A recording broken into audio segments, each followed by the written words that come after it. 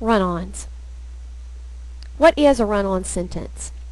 A run-on is an error that occurs when two sentences or two independent clauses are joined incorrectly. So in other words, you think you're creating a compound sentence, but your punctuation isn't right. This is what happens when you write a run-on or write a comma splice. You don't get the punctuation for a compound sentence correct.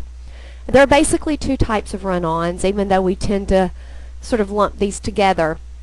A fused sentence occurs when two sentences are joined without any punctuation. So you try to create a compound sentence, but you don't use any punctuation between the two sentences at all.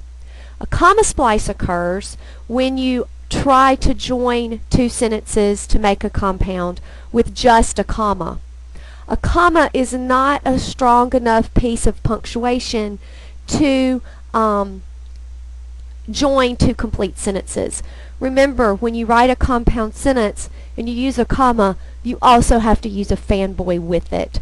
So if you fail to use that fanboy while you're making a compound sentence, what you've done is write a comma splice. And we need to eliminate these from our writing. There are basically 5 ways to correct run-ons. And in your book, in your chapter 16, you have a really good chart that is like a single page chart that shows you these 5 ways to correct a run-on. First thing you can do is use a period to create 2 separate sentences. So if this is my first sentence, we all like grammar. My second sentence is we all love this class. You can just simply use a period and you've created 2 complete sentences, whereas you had the run-on before. So that's one way. So if I were going to use a period to correct this run-on sentence, I would need to insert it right here, because that's where my 2 sentences are coming together. Likewise, the problem I have here is a comma splice. I'm trying to join this sentence, my new supervisor has been making all sorts of changes, to this one. She is really causing problems. But I can't do it with just a comma. So one of the things I can do is replace that comma with a period. Remember, if you try to form a compound sentence with just a comma, you create a comma splice. And those are the right ones then with the period. The next thing you can do is our compound sentence rule. You can use a comma and a fanboy. So the sentence would look something like this. We all like grammar, comma, and we all love this class. So let's try. I want a raise. I want more vacation days. This is where my 2 sentences are coming together. So let's use a comma and a fanboy to correct this run-on. I want a raise, comma, and I want more vacation days. This is a comma splice. I'm trying to connect 2 complete sentences with just a comma. So to fix this comma splice, all I'm going to do is add a fanboy after that comma.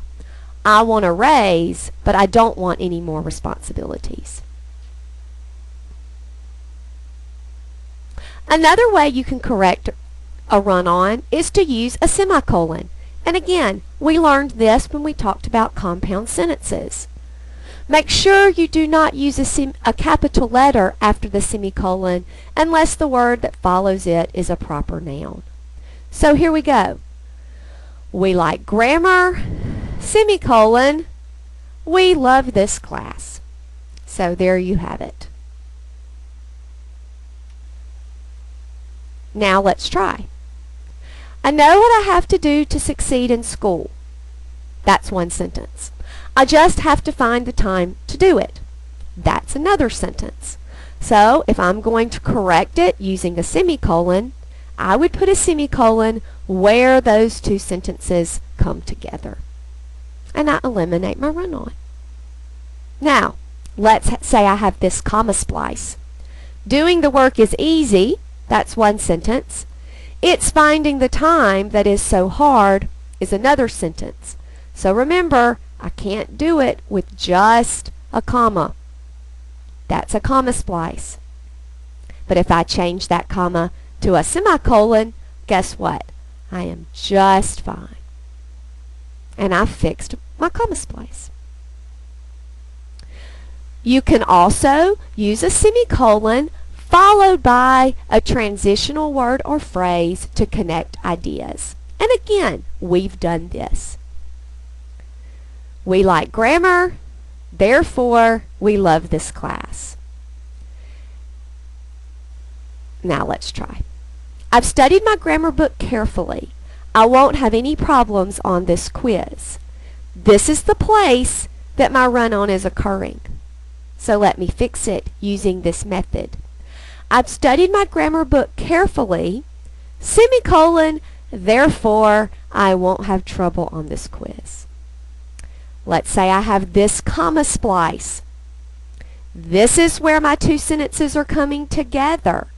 I cannot separate two sentences with just a comma. So I'm going to make this a semicolon. And so now I have a sentence. I'm not going to give up. A semicolon, a transitional word. I do sometimes get discouraged. And the last sentence. So all of those methods we know. And we know them from writing simple sentences and writing compound sentences. This last method we haven't talked about, and it has to do with writing complex sentences, which we will get to next time. But just so that you know, you can always use a dependent word to connect ideas. Words like although, because, when, if, since. And you can put one of these words in front of one of the sentences in a run-on or a comma splice in order to correct the error. So let's say I have this comma splice. We all like grammar.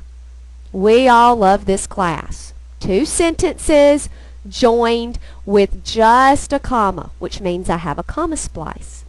But let's say I take one of these words and put it in front of this sentence. Because we all like grammar, we all love this class. Now I can use my comma because I'm not joining two complete sentences. And I could also use a dependent word like who to create this type of sentence. All students who like grammar love this class.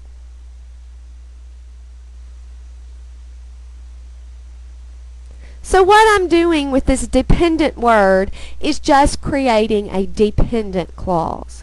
And we'll revisit this particular method to correct a run-on after we talk about subordination and complex sentences. But this is how it would look if you did it. We are going to give it a try. That's one sentence. We don't know if it will work. Here's my run-on. And I'm going to use a dependent word and attach it to this part of the sentence. We are going to give it a try, although we don't know if it will work. I'm struggling but finally beginning to understand. This is a comma splice. This is making me happy. I'm going to take a dependent word, put it in front of this, or exchange it for the this, and I have fixed my problem. So let's try a few just to make sure you can catch the errors. Which one of these is correct?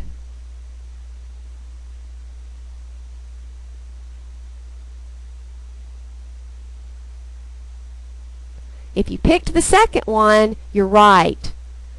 This is a comma splice because this is a complete sentence and this is a complete sentence. So I'm just going to replace it with my semicolon. How about here?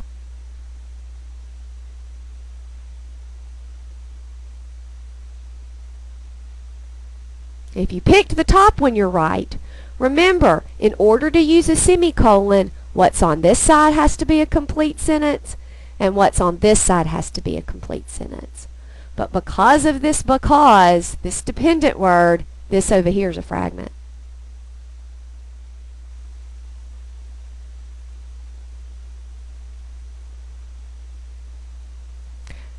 The bottom one is correct. This is a comma splice. Complete sentence cannot be joined to another complete sentence with just a comma. But here, I replace my it with the dependent word, and I'm just fine.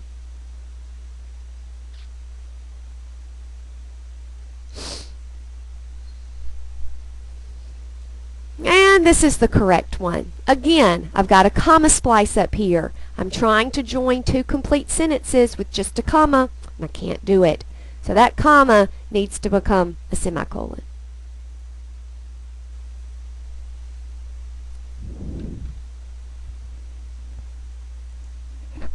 The top one is right. Again, my comma splice occurs here. I can't join two complete sentences with just a comma.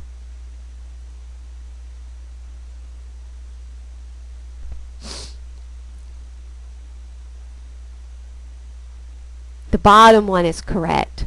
I need to put my dependent word before the beginning of my next sentence for it to make sense.